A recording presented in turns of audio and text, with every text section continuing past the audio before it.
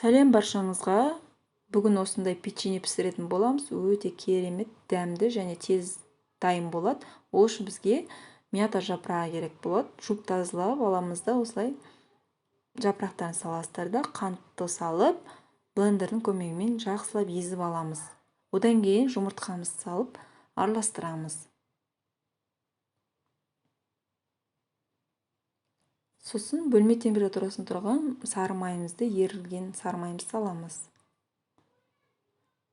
Достар, менің каналыма тіркеліп, қоңыраушаны басып қойыңыздар. Менің каналымда басқа да рецепт түрлері бар.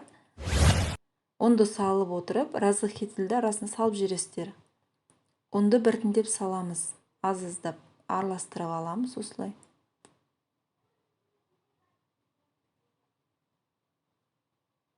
Достар, барлық керек заттарды описанияға құрамдарын жазып қоятын боламын, мөлшерлерін.